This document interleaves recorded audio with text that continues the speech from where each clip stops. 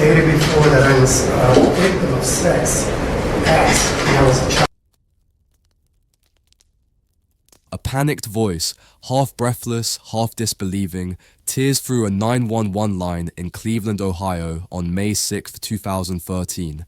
Dispatchers scramble. Police cars race down an ordinary residential street toward an ordinary two-story house, but when officers force their way inside 2207 Seymour Avenue, they do not find a routine domestic dispute.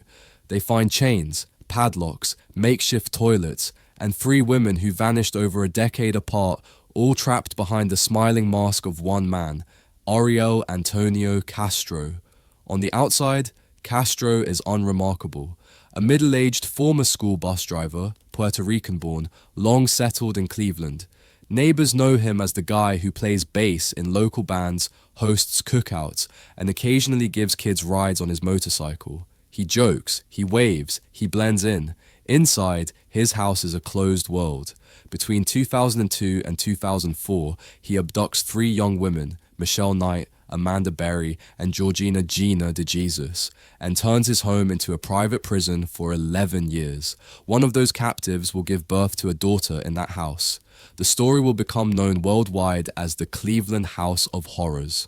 Castro is born on July 10, 1960, in Dueñas, Yauco, Puerto Rico, and moves to the mainland United States as a child. He grows up in a family marked by instability and domestic violence. Later, his adult relationships mirror that pattern. In Cleveland, he enters into a long-term partnership with Grimilda Figueroa. She will later report years of brutal abuse, broken bones, a fractured skull, and a blood clot on the brain. Police are called multiple times. Charges are filed, then dropped, then forgotten. These are not abstract red flags. They are concrete warnings that a man already sees other human beings as objects to control. By the early 2000s, Castro is working as a bus driver for the Cleveland Metropolitan School District. He knows the routes. He knows where teenagers walk alone. He has access to schedules, addresses, patterns of movement. The step from violent partner to kidnapper is not a sudden snap. It is a continuation. In August 2002, 21-year-old Michelle Knight disappears while walking to a social services appointment. In 2003, 16-year-old Amanda Berry vanishes the day before her 17th birthday after leaving her job at a Burger King. In 2004, 14-year-old Gina DeJesus disappears while walking home from school. Each time, Castro plays the helpful neighbor, offering a ride, promising a quick stop, luring them into his car and then into his house. Once inside, the front door closes and the facade ends. The women are restrained with chains and ropes, confined to small upstairs rooms. Windows are boarded. Doors are locked from the outside. Over the years, Castro subjects them to repeated sexual assaults, beatings, starvation, and psychological torture. He controls what they eat, when they bathe, when they sleep. He forces abortions on some, causing miscarriages through beatings and starvation, while allowing Berry to carry 1 pregnancy to term. In 2006, she gives birth to a daughter in a kiddie pool, with Knight forced to assist. Castro uses the child as both leverage and camouflage, sometimes taking her into the yard or to visit his mother, while her mother remains locked inside. The most disturbing element isn't just the violence, it's the normalization. For more than a decade, neighbors see the house, the man, the child, yet never see the prison. Some later report hearing screams, seeing a naked woman in a window, but their concerns evaporate when Castro offers plausible explanations or officials fail to follow up. There is no master detective connecting dots. For years, the cases sit as separate missing person files. Police visit the house several times on unrelated matters and never go upstairs. The breakthrough comes not from law enforcement, but from inside. On May 6, 2013, Castro leaves the house, mistakenly failing to properly secure an interior door. Berry seizes the moment. With her 6-year-old daughter at her side, she forces open a storm door with the help of neighbor Charles Ramsey and others, then calls 911. Officers arrive, guns drawn. They find Knight and DeJesus still inside, chained and terrified. Castro is arrested later that day in a nearby McDonald's parking lot. In a matter of hours, a decade-long secret collapses. In July 2013, facing 977 counts, later consolidated to 937, Castro appears in an Ohio courtroom. He pleads guilty to aggravated murder, kidnapping, rape, and other charges as part of a deal to avoid the death penalty. At sentencing, he delivers a rambling, self-pitying statement. "People are trying to paint me as a monster, and I'm not a monster. I'm sick," he insists, blaming pornography and his own childhood abuse. The judge, prosecutors, and survivors reject this framing. Michelle Knight, renamed Michelle Williams, delivers a victim impact statement. "You took 11 years of my life away, and I have got it back," she declares. "I am not going to let you define me." The court hands down life imprisonment without the possibility of parole plus 1,000 years. It is a legal way of saying there will be no second chance. Castro is sent to the Correctional Reception Center in Orient, Ohio, then transferred to a prison in Chillicothe. After just over a month behind bars, on September 3, 2013, he is found hanging in his cell. The official ruling is suicide by hanging. He leaves no meaningful apology, no explanation that changes the reality of what he did. His house on Seymour Avenue is demolished at the request of the victims, the lot turned into an empty patch of grass where neighbors once looked away. What does Ariel Castro's case reveal? That the most dangerous prison can be behind the door of an ordinary house, that domestic violence ignored can escalate into decade-long captivity, that 3 women survived not because he saw them as human, but because they refused to let him define them. And if one man can hide a decade of horror in a Cleveland home, what happens when another builds the prison into the blueprint of his own house, under the feet of his family? Joseph Fritzl took the long walk to court, a dozen policemen guarding a man who's received thousands of death threats. He looked In a small Austrian town, an unassuming apartment building sits over a concrete basement. Tenants pass through the street-level door for years, never suspecting that below them, behind a hidden electronic lock, an entire secret family is living in captivity. This is the world of Joseph Fritzl, the retired engineer who will be known worldwide simply as the Monster of Amstetten. Born on April 9, 1935 in Amstetten, Lower Austria, Fritzl grows up during the trauma and deprivation of wartime and post-war Europe. Later reports describe a harsh relationship with his mother, controlling, allegedly violent, but much of that comes filtered through Fritzl himself, a man with every incentive to recast his story. What is documented is his capacity for control. In the 1960s, he is convicted of attempted rape, serving a brief prison sentence. He marries, has children, and becomes a property owner and landlord. To neighbors, he is strict, sometimes unpleasant, but essentially ordinary.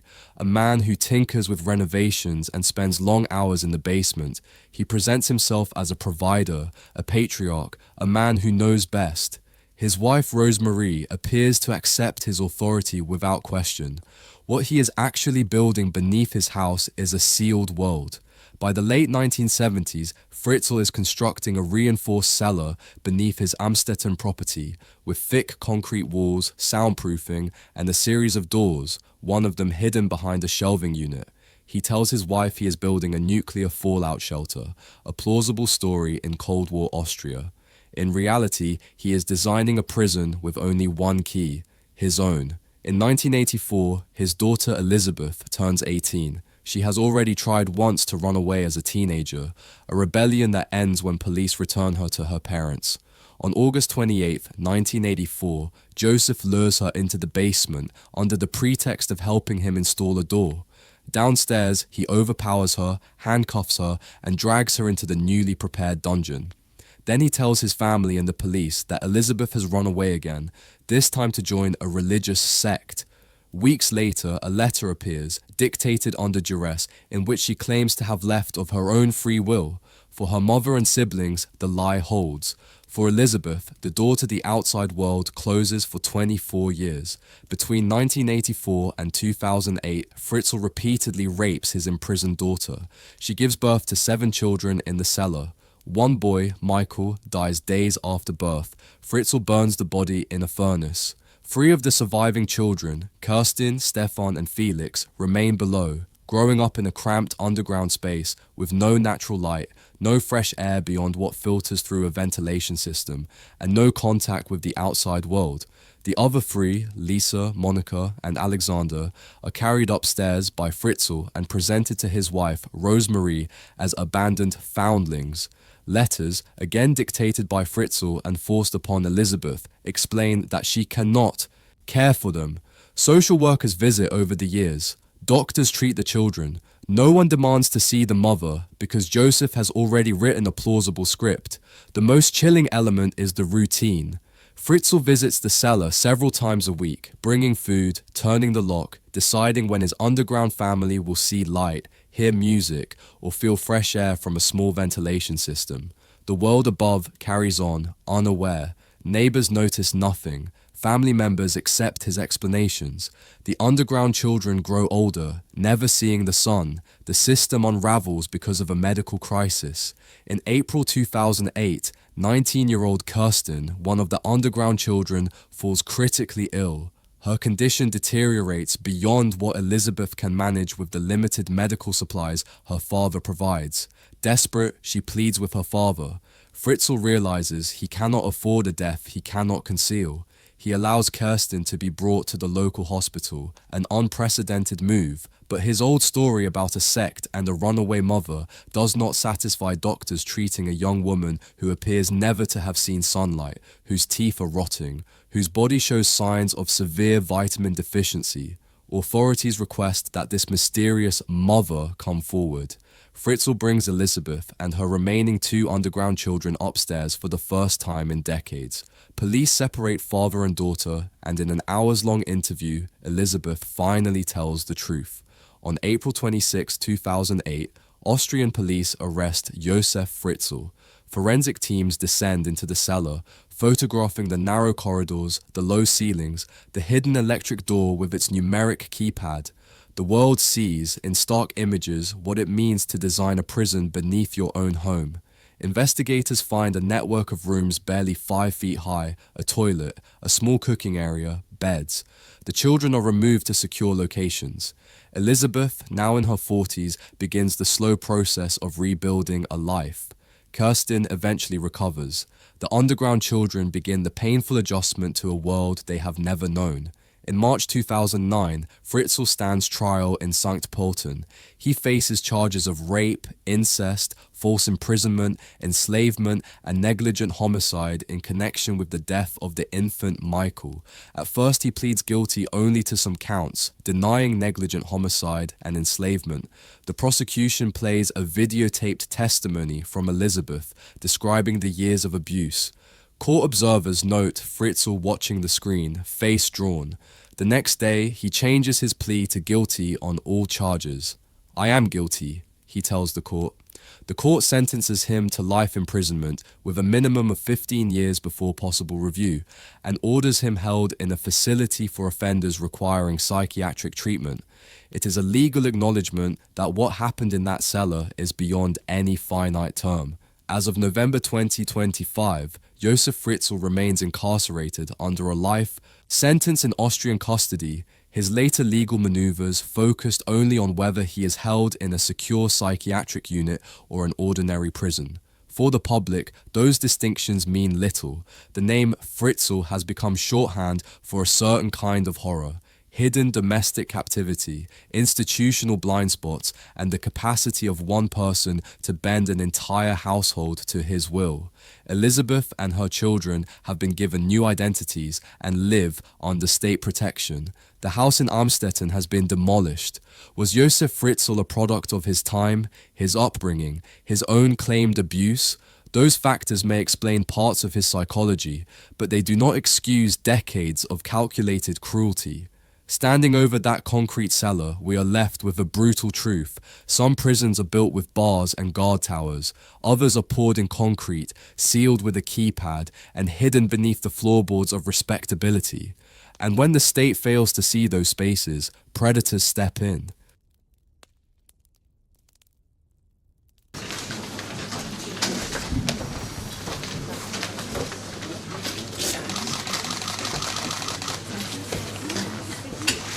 In the mid-1990s, Belgium confronts a nightmare that reshapes the country's relationship with its own institutions. Two little girls, Sabine Dardenne and Letitia Delhez, are rescued alive from a cramped basement cell. Nearby, in other properties linked to the same man, investigators find the buried bodies of 4 other children. The man at the center of this is not an unknown stranger. He is a repeat offender who should have been behind bars. His name is Marc-Paul Alain Dutroux. Born on November 6, 1956, in Ixelles, Brussels, Dutroux grows up in a family marked by instability. His parents later emigrate to Africa, and he spends parts of his youth moving between environments, compounding feelings of alienation. As a young adult, he drifts toward petty crime, car theft, burglaries, small-scale scams, but by the 1980s, his offending escalates into something far darker. In 1986, he is convicted of abducting and sexually assaulting several young girls. A court sentences him to 13 1 or 2 years in prison. It should have been a turning point. Instead, it becomes a missed opportunity. In 1992, he is released early on parole after serving barely a third of his sentence, a decision that will haunt Belgium for decades. Prison psychiatrists reportedly warn that he poses a continuing danger, but their concerns are overridden. After his release, Dutroux presents as a welfare cheat and small-time handyman in the Charleroi region. Behind the surface, he is building. In properties he owns or controls, he constructs hidden cellar rooms, small concrete cells accessible through concealed doors.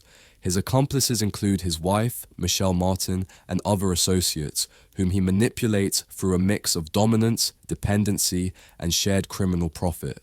Between 1995 and 1996, he abducts at least 6 girls aged between 8 and 19, Julie Lejeune and Melissa Rousseau, on Marshall and Ifye Lambrex, and later Sabine Dardenne and Letitia Delhez. Some are kidnapped while walking home, others while hitchhiking to the coast. All enter a pipeline leading to the same set of basements. Inside these cells, the girls are raped, filmed, and subjected to psychological terror. When Dutroux is briefly jailed on an unrelated car theft charge in late 1995, he leaves some captives locked in the basement of his Marcinelle house. No one checks thoroughly. No one demands to look behind a partition into the hidden space. Michelle Martin later admits she heard the girls crying, but did not feed them or release them. By the time Dutroux returns from jail, Julie and Melissa are dead, likely of starvation. He buries their bodies on his property. Anne and Ifye are murdered and buried at another house in Sarre-la-Bussière. The horror is not just that a predator is at work, it is that a convicted child rapist, known to the system, is allowed to continue unabated because institutions fail to connect the simplest dots. Police visit Dutroux's properties during the investigation, but fail to search thoroughly. In one notorious incident, officers hear children's voices while searching the house but accept Dutroux's explanation that the sounds are coming from outside. The chain breaks in August 1996. On August 9th, 14-year-old Letitia Delhez is abducted from the town of Bertrix. Witnesses note part of a license plate and a description of a white van. Police run checks and find the plate linked to Marc Dutroux. On August 13th, officers arrest him near his home. When they search his Marcinelle property, they discover a hidden entrance to a basement cell. Inside, they find 2 girls, 12-year-old Sabine Dardenne, missing since May 1996, and Letitia. Both are emaciated but alive. Their rescue instantly transforms a missing children narrative into a systemic scandal. In the months that follow, searchers of Dutroux's properties uncover the bodies of Julie, Melissa, Anne, and Ifye. The public is engulfed in grief and rage. Questions multiply. Why was a known offender allowed to build secret cells? Why had earlier tips about cries from his house been dismissed? Why had the original judge in charge of the case been removed over a conflict of interest allegation? Why had police failed to search thoroughly? In October 1996, 300,000 people march in Brussels in what becomes known as the White March, demanding justice and reform. It is one of the largest demonstrations in Belgian history. After years of delay, pre-trial controversies, and the deaths of potential witnesses, Dutroux goes on trial in 2004 in the city of Arlen. The proceedings are described by international media as Belgium's trial of the century. He faces charges of kidnapping, rape, and murder. His former wife and other accomplices are also in the dock. Witnesses recount the girl's captivity. Sabine and Letitia testify about the basement cell, the kindness and cruelty mixed in Dutroux's manipulation, the false hope he offered them. Forensic evidence links him to the bodies and the properties where they were found. Dutroux tries to shift blame onto accomplices and shadowy networks, claiming he was part of a larger pedophile ring involving prominent Belgians. The jury is not convinced. He is convicted on all major counts and sentenced to life imprisonment. Michel Martin receives 30 years for complicity. Today, Marc Dutroux remains in a high-security Belgian prison under strict conditions, his name synonymous with systemic failure as much as personal evil. Belgium has since reformed its police forces, child protection protocols, and parole policies. But for the families of Julie, Melissa, Anne, and Ifya, and for survivors like Sabine and Letitia, reforms cannot erase loss. Was the horror of the Dutroux case the work of one aberrant individual or the product of a state that failed to act on its own warnings? The answer is both. One man designed the cells and dug the graves, but laws, judges, and parole boards opened the door by letting him walk free. When a system forgets that, predators can re-offend, children pay the price, and as Europe grapples with this failure, across the Atlantic, another offender is quietly building his own prison, this time in a California backyard, just beyond the reach of parole officers who should have known better. Expect him as well to read a statement on his client's behalf. Now, the two pleaded guilty in April in a deal that will just about ensure that they will spend the rest of their lives in prison. Philip Garrido is... On a June morning in 1991, an 11-year-old girl named J.C. Lee Duguid walks up a quiet street in South Lake Tahoe, California, heading to her school bus stop. A car pulls up. A man and a woman force her inside. Within seconds, she is gone. Flyers go up, searches are organized, America's Most Wanted airs her case. Years pass. Most people assume she is dead. She is not. She is in the backyard of a man the system already knows too well, Philip Craig Garrido. Garrido is born on April 5, 1951, in Pittsburgh, California. His early life does not draw much public notice, but by his late 20s, his violence is fully visible. In 1976, he kidnaps a 25-year-old woman, Catherine Calloway, in South Lake Tahoe, drives her to a storage unit in Reno, and rapes her for hours. He is convicted in federal court of kidnapping and in state court of forcible rape, receiving a combined sentence of 50 years that places him in federal prison at Leavenworth. While incarcerated, he marries Nancy, a woman who will later become his accomplice. Parole boards eventually decide he is safe enough to release under supervision. In 1988, after serving just 11 years, he is paroled. He moves into a modest house in Antioch, California, with a large, cluttered backyard. It is here that he constructs tents, sheds, and makeshift structures, spaces that will become both home and prison. His parole conditions require regular check-ins, but the supervision is lax. On June 10, 1991, Garrido and Nancy drive to South Lake Tahoe. They see JC walking. Garrido stops the car, grabs her, and, with Nancy's help, forces her into the vehicle. JC's stepfather, Carl Probin, sees part of the abduction and tries to chase the car on a bike, but cannot catch up. He provides police with a partial description, but without a license plate, the lead goes nowhere. Within hours, JC is hundreds of miles away, in Antioch. Garrido leads her through a house and into a concealed section of the backyard, hidden behind fences, trees, and tarps. There, in a series of sheds and tents, he holds her captive. Over the years, he repeatedly rapes her, subjects her to psychological manipulation, and introduces a peculiar, self-serving religious narrative in which he casts himself as redeemed and chosen. He tells her he is writing a book about his transformation. In 1994 and 1997, JC gives birth to two daughters, fathered by Garrido in captivity. They grow up believing Garrido is their father and JC is someone else, at times introduced to outsiders under a false name. The most shocking element is not just the length of captivity, 18 years, but the number of official eyes that pass over Garrido's property during that time. As a registered sex offender on lifetime parole, he is supposed to be closely monitored. Parole officers visit his home at least 60 times over the years.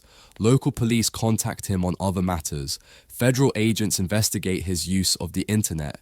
Yet somehow, the officers conducting these visits never fully explore the backyard maze. They see a strange, talkative religious enthusiast.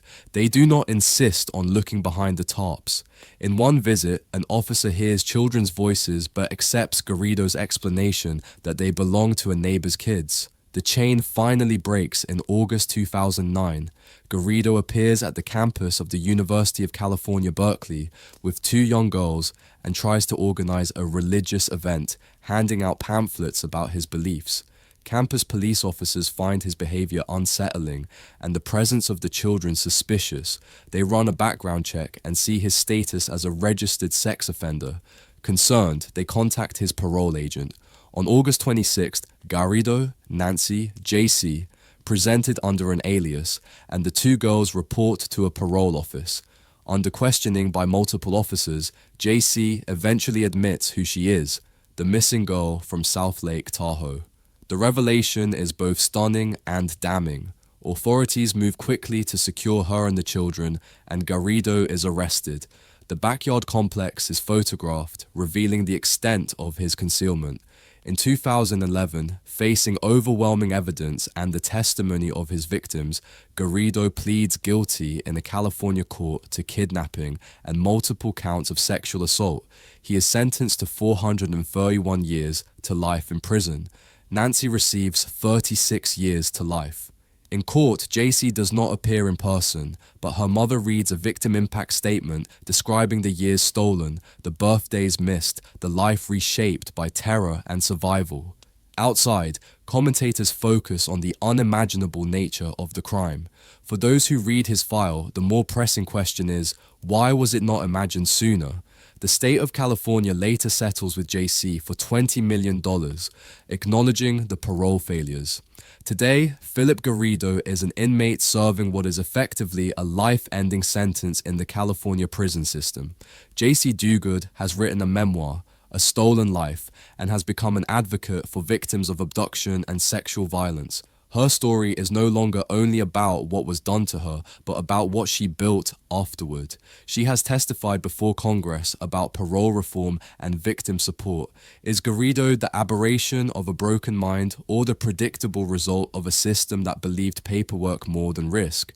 His case suggests a grim conclusion. When supervision is treated as a box-ticking exercise, a backyard can become an 18-year prison. And while one prophet uses religion as a thin veil over his crimes, another will weaponize it outright, kidnapping a girl out of her own bedroom in the name of God. Opportunity to interact with me, and so the time is far spent there. Just after 2 a.m. on June 5th, 2002, in Salt Lake City, Utah, a man slips through a bedroom window with a knife and a plan. 14-year-old Elizabeth Ann Smart is sleeping in a bed she shares with her younger sister, Mary Catherine. The intruder wakes her, presses the knife to her neck, and whispers that he will kill her and her family if she makes a sound. He leads her out into the dark. Within minutes, she is gone. For 9 months, her name dominates national headlines. The man who took her calls himself a prophet. His legal name is Brian David Mitchell. Mitchell is born on October 18, 1953 in Salt Lake City, Utah. His adult life is marked by instability and spiritual drift. He becomes involved with the Church of Jesus Christ of Latter-day Saints, but is eventually excommunicated after expressing bizarre religious ideas and exhibiting erratic behavior. He cycles through marriages and jobs, accumulating a reputation for manipulative and eccentric religious behavior. By the late 1990s, he has fashioned a personal theology in which he is Emmanuel, a chosen messenger commanded to take multiple wives. His partner, Wanda Barzy, accepts this narrative and becomes his co-conspirator. They drift as street preachers in the Salt Lake City area, holding homemade signs, quoting scripture, and asking for work. In one of those encounters, Mitchell does odd jobs at the Smart family's home, clearing brush and doing repairs. He sees the layout, he sees the bedroom, he forms his plan. On that June night, Mitchell executes a plan. He cuts through a kitchen window screen, enters the house, and takes Elizabeth from her bed at knife point. Her younger sister witnesses the abduction, but is too terrified to immediately alert her parents. He leads Elizabeth into the foothills above the city, to a crude camp concealed among the scrub and trees in Dry Creek Canyon. There, he performs a ceremony he frames as marriage, then repeatedly rapes and abuses her. Over the following months, he enforces a routine of control, forced fasting, constant surveillance, and religious indoctrination. Barzy enforces his rules, sometimes participating in the abuse. Mitchell demands that Elizabeth veil her face and keep her head down in public. Incredibly, he takes her into cities, including San Diego, California, and even past police officers. Several people report seeing a veiled girl with an older man, but nothing sticks, until the right people are watching at the right time. Meanwhile, an enormous investigation unfolds. Police initially pursue multiple leads, including suspicion toward another man, Richard Ricci, who had worked at the Smart home and died by suicide shortly after Elizabeth's abduction. Mitchell is mentioned as a potential suspect months earlier when Mary Catherine recalls details about the handyman, but his name is lost amid hundreds of tips. It is not the high-tech arsenal of modern policing that breaks the case. It is ordinary citizens. On March 12, 2003, 9 months after the kidnapping, people in the suburb of Sandy, Utah, recognize Mitchell and Barzy walking with a veiled girl from media reports and an America's Most Wanted segment that featured a sketch based on Mary Catherine's memory. They call police. Officers confront the trio, separate them, and press the girl for her identity. Under intense emotional pressure and fear, she initially denies who she is. Eventually, she whispers the truth. She is Elizabeth Smart.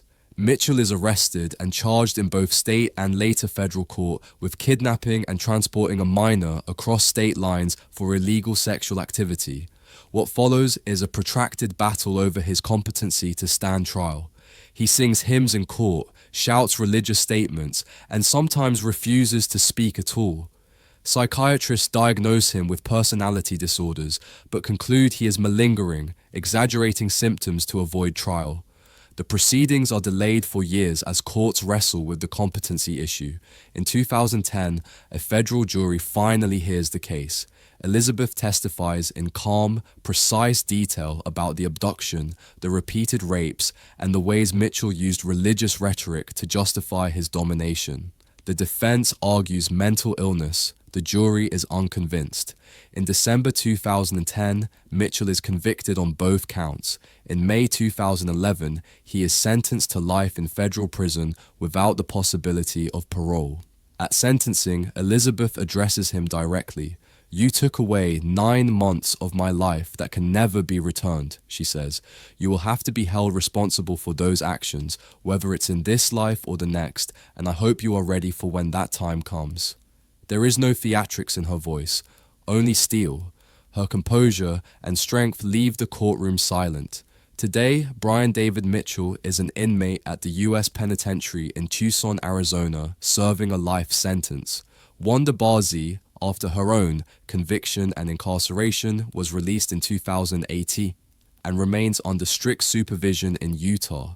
A controversial figure watched closely by the community, Elizabeth Smart has become a prominent advocate for missing persons and child safety, speaking internationally about her experience and recovery. Was Mitchell driven solely by delusion, or did he use religion as a convenient script for sadism? The record suggests both. A man who believed parts of his own story, but also exploited it to rationalize harm. His case raises a hard question.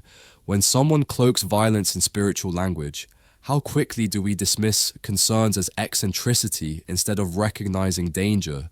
And if one man can twist faith into a weapon against one child, another will twist money into a weapon against dozens, turning kidnapping into a mutilating business model. 3 años por haber resultado responsable de unos 180 secuestros. Y cuando pensamos que era caso cerrado, no, señores. In the late 1990s, in and around Mexico City, families of the wealthy live with a particular dread. It is not just robbery or extortion they fear, it is a specific phone call, a voice on the line demanding ransom, promising that a loved one will die if they do not pay, and sometimes punctuating the threat with a package, an ear, severed and wrapped, proof that the kidnappers mean business. The man behind many of those calls is Daniel Arizmendi Lopez, known across Mexico as El Moja Orejas, the ear chopper. Born on July 22, 1958 in Miacatlan, Morelos, Arizmendi grows up in poverty on the outskirts of Mexican society. As a young man, he drifts into car theft and other street-level crime. At one point, he serves as a police officer in Morelos, a position that gives him access to training, weapons, and the rhythms of law enforcement.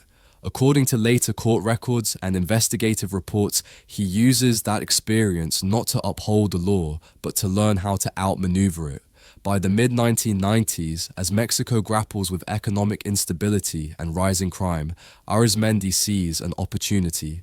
Kidnapping for ransom is on the rise, with wealthy families paying millions of dollars to free relatives. He decides to industrialize it. He recruits a team, including family members, and establishes a network. Between roughly 1996 and his arrest in 1998, Arizmendi leads a tightly organized kidnapping gang operating in Mexico City and surrounding states. They target businessmen, professionals, and their family members, people who can pay. The pattern is brutally efficient. Victims are followed for days or weeks, their routines mapped. Armed men seize them, often near their homes or businesses, and bundle them into vehicles.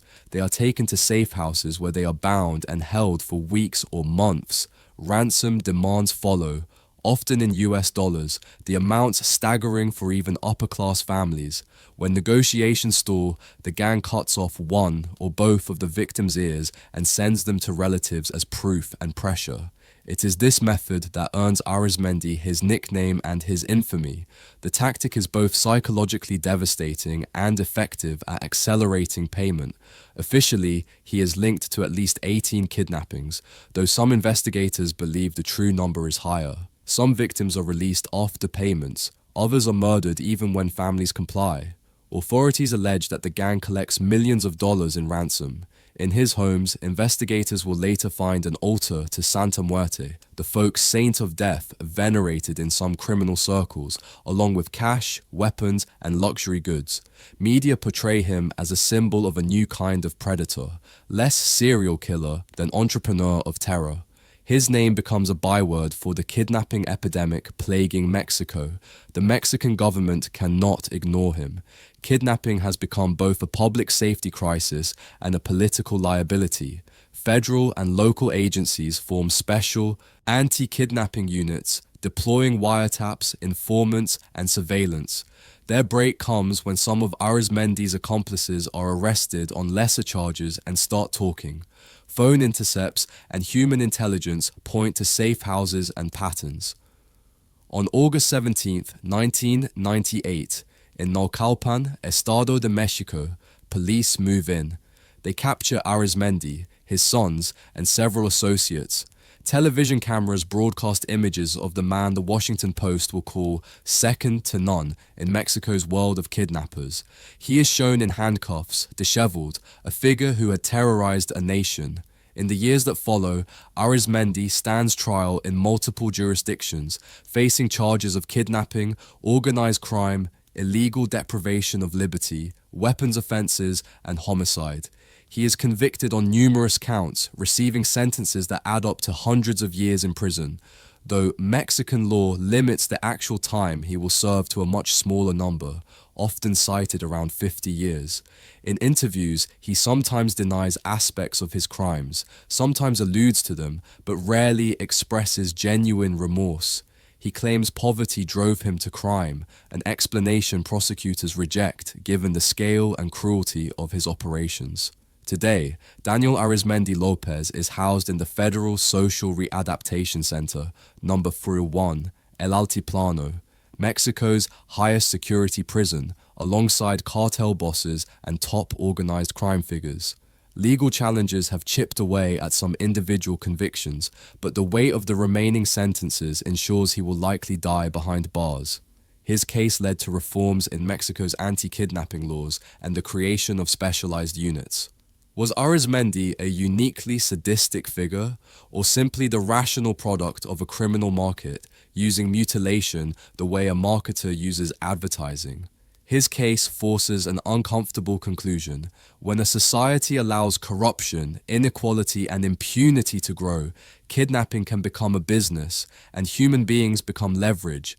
And while he turns ransom into an assembly line, another man across the ocean crafts a different kind of extortion, building coffin-like boxes and using terror, not just for money, but for power over individual lives.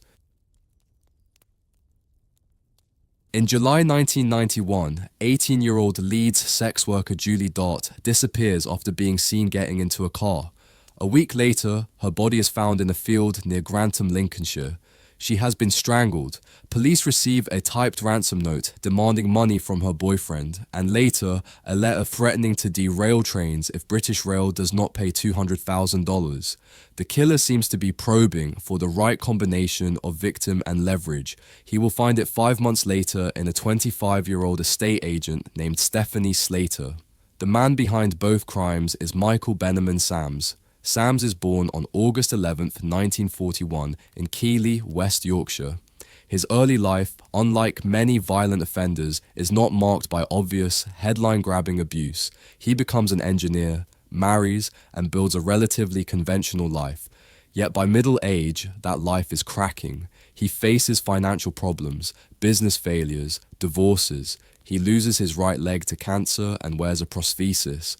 Underneath the surface, resentment and grievance harden into something else. He begins to plan a crime that will, in his mind, solve his money problems and prove his cleverness to a world he feels has underestimated him.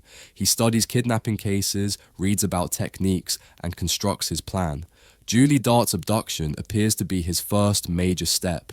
She is kidnapped in Leeds on July 9, 1991, held in his workshop in Newark, Nottinghamshire, and forced to write ransom notes before being killed. Sams then uses her name in letters to British Rail, threatening mass casualties by derailing trains if they do not pay.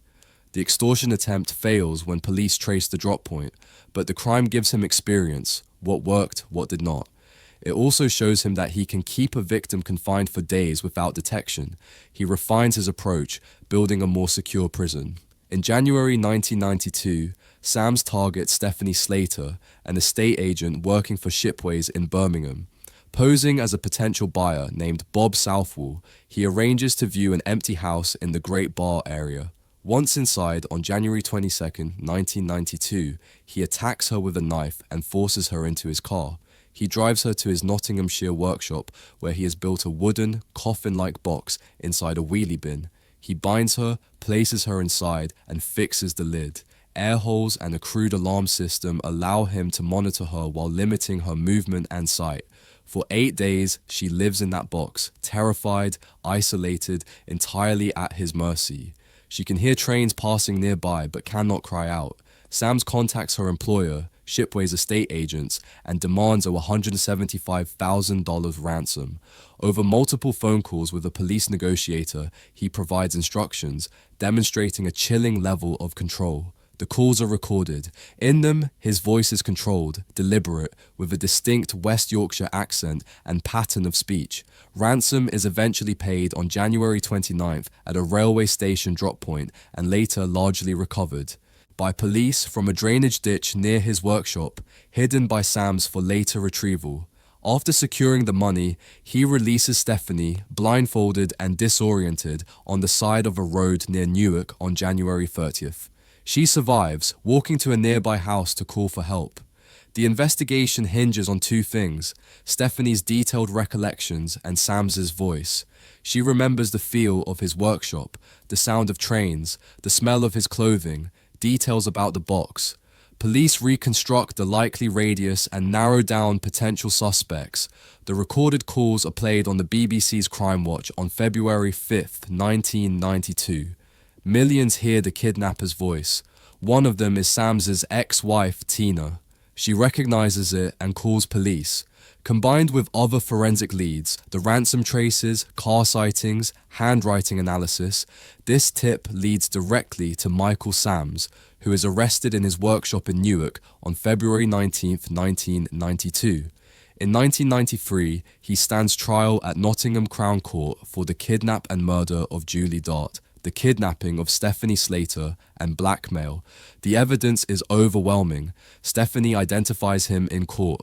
Forensic work links him to the scenes. The hidden cache is traced. Handwriting matches. Sams tries to minimize his responsibility, claiming he never intended to kill anyone, but the jury is unconvinced. He is convicted on all major counts and sentenced to 4 life terms, with a recommendation that he serve at least 25 years. He later receives an additional 8 years for attacking a prison probation officer with a metal spike while in custody. Today, Michael Sams remains in an English prison. Parole hearings periodically review his case, but as of November 2025, he has been repeatedly refused release, with authorities citing the calculated nature of his crimes and lack of genuine remorse. Stephanie Slater, who died of cancer in 2017, spent much of her life using her experience to train police in how to deal with kidnapped victims and wrote a book, Beyond Fear, describing her ordeal. Her courage and her detailed cooperation with investigators were central to securing justice. Was Sams driven by desperation, or did he find a sense of power in transforming human beings into objects stored in boxes and bins? The answer, again, is both. Financial strain may have sparked the plan, but the meticulous construction of those coffin-like boxes reveals something darker: a man who wanted control down to the last inch. And if a man with one leg and a workshop can terrorize a country, what can a man with a Harvard law degree and a laptop do, especially when even the police decide his victims must be lying? That you failed this test, and you failed it miserably. You know where she is. I don't know where she is. It was the true crime saga so shocking. On March 24th, 2015, in Vallejo, California, a man calls 911 to report that intruders in wetsuits broke into his home, tied him up, and kidnapped his girlfriend. He says they drugged them both, played recorded instructions claiming to be a professional kidnapping organization, and took her away in a car. Police listen and decide he is making it up. Within days, Vallejo police publicly labeled the report a hoax, comparing it to the movie Gone Girl. Months later, they will be forced to apologize, because the woman, 29-year-old physical therapist Denise Huskins, really was kidnapped, and the man behind it is not her boyfriend. He is a former Marine and Harvard-educated lawyer named Matthew Daniel Mueller. Born on March 27, 1977, in California, Mueller appears, for much of his early life, to be the antithesis of a stereotypical violent offender. He graduates from Pomona College, serves in the U.S. Marine Corps, and earns a law degree from Harvard. He works briefly as an immigration attorney in the San Francisco Bay Area, but beneath the credentials, his life is coming apart. By the late 2000s, he is struggling with mental health issues, including bipolar disorder, and his legal career is faltering.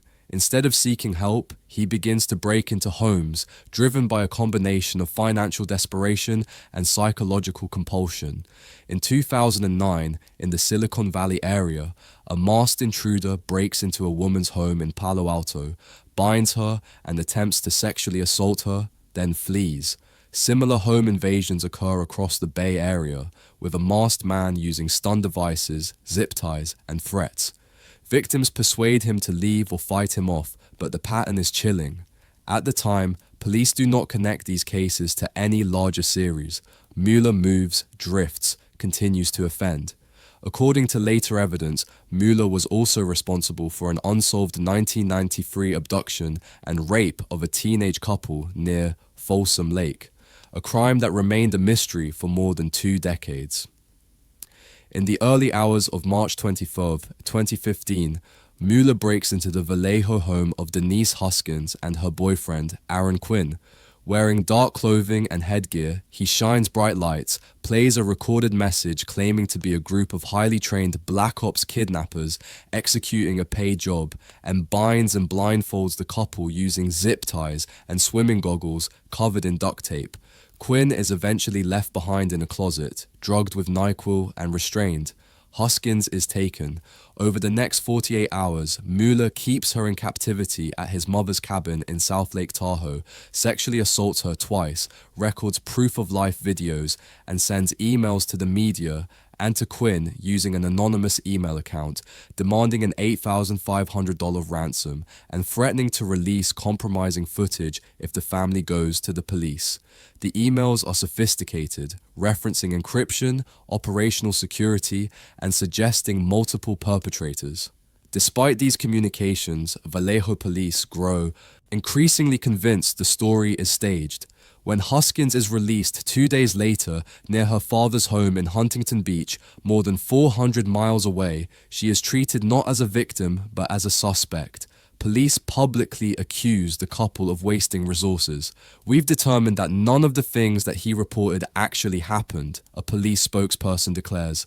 The term real-life gone girl circulates in headlines. The real perpetrator almost slips away. The break comes not from Vallejo, but from Dublin, California. On June 5, 2015, a home invasion in Dublin goes wrong. A masked man attempts to break into a house, is chased by the homeowner, and flees, dropping a cell phone. Police later find a car linked to the suspect, registered to Matthew Mueller. Inside, they discover evidence, blackout goggles identical to those used in the Hoskins case, a stun gun, phones, zip ties that connect back to the Vallejo kidnapping.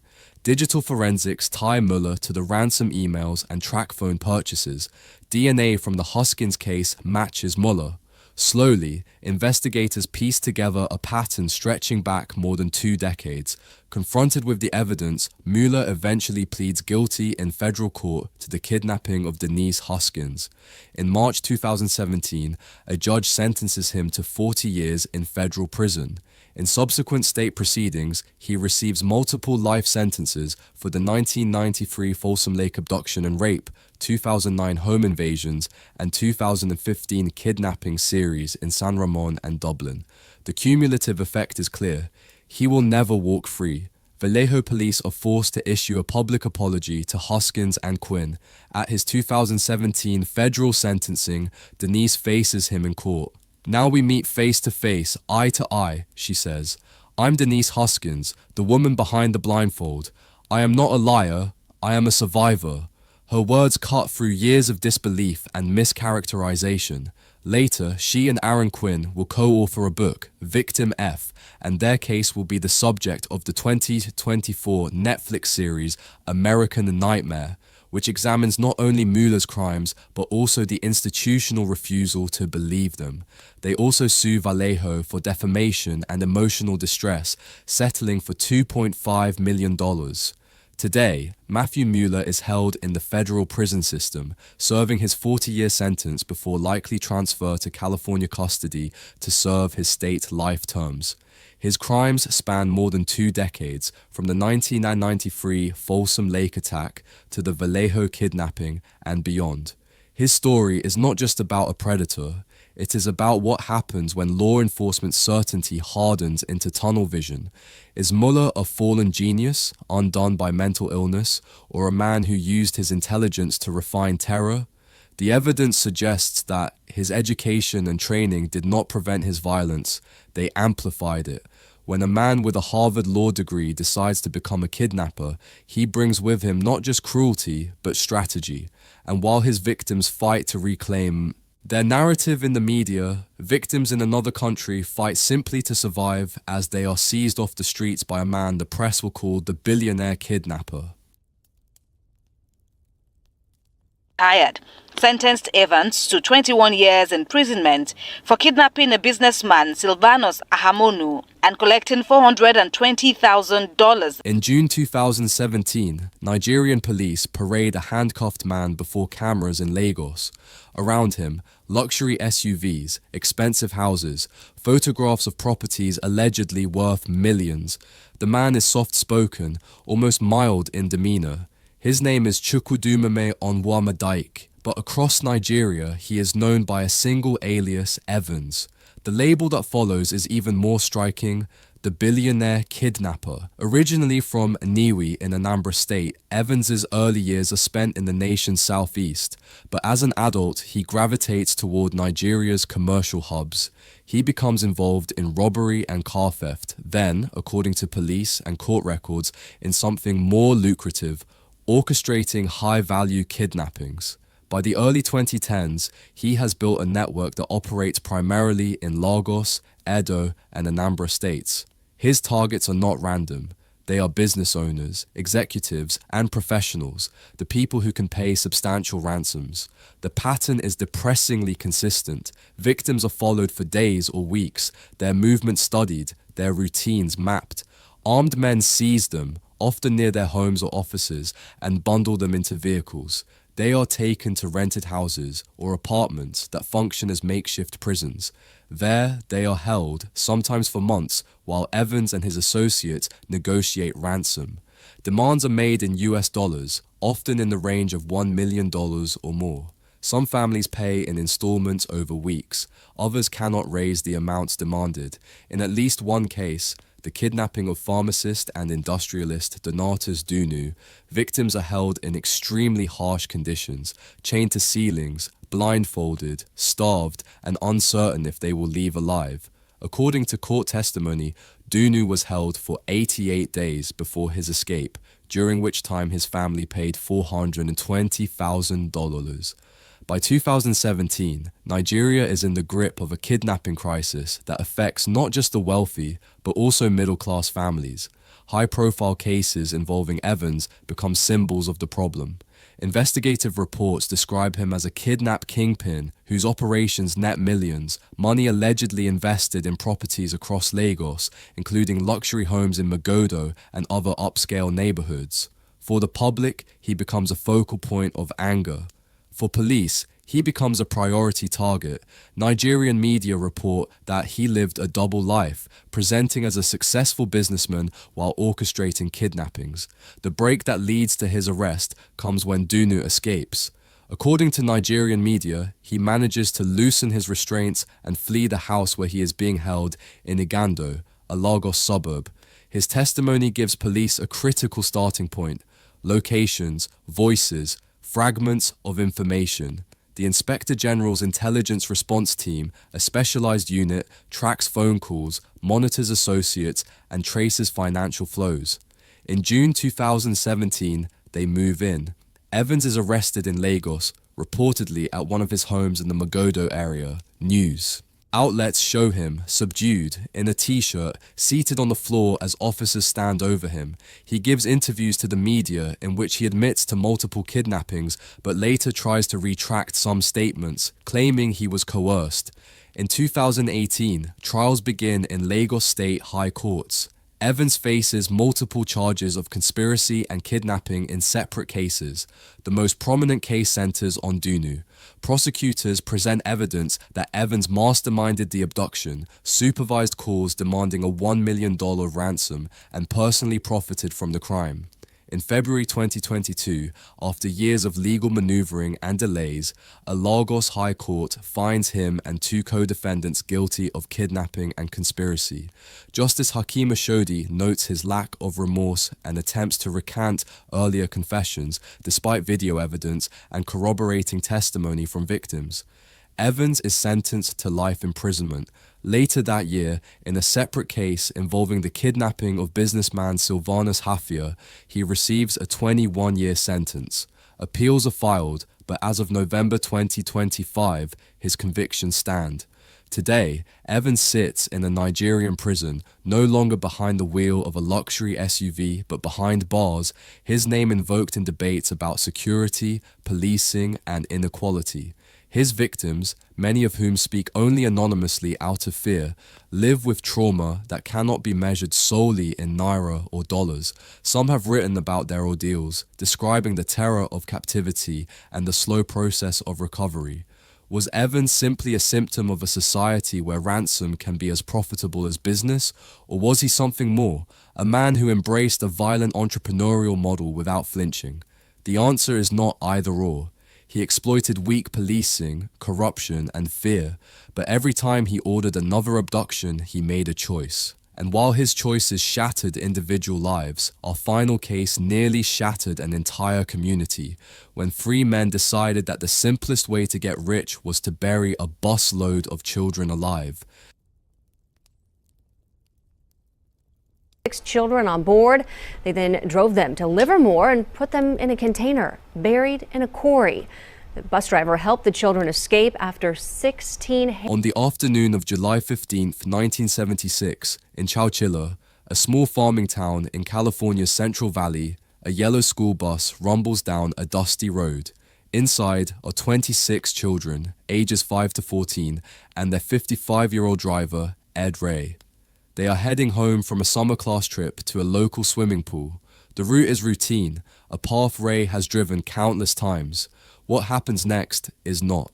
A white van blocks the road near Avenue 21. Men wearing stockings over their heads and carrying guns board the bus. They hijack it. In broad daylight, in rural California, an entire bus disappears.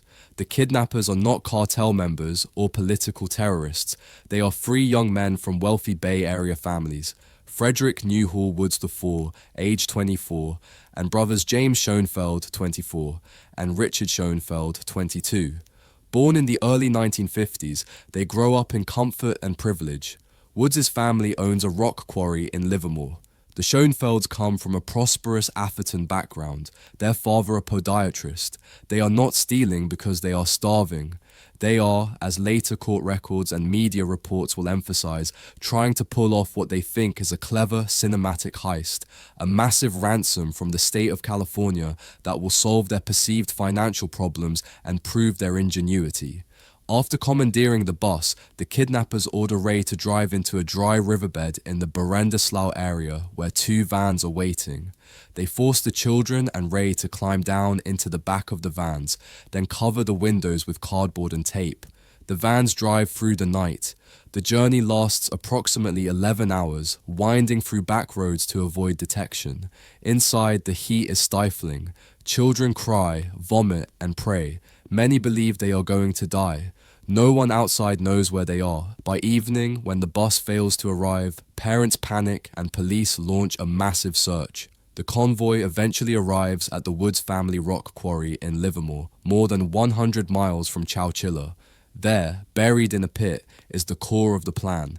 A tractor-trailer moving van partially sunk into the earth, its interior modified with makeshift ventilation, mattresses, food, water, and a small amount of supplies. The kidnappers force Ray and the 26 children into the underground van, then cover it with a metal plate weighing hundreds of pounds and tons of dirt. The air is thin, the supports creak under the weight. In that moment, the line between kidnapping and mass murder is perilously thin. The kidnappers leave, intending to wait until the media frenzy peaks before making their ransom demand. While the kidnappers sleep and begin drafting a ransom demand, intending to ask for $5 million from the state, the prisoners below refuse to give up.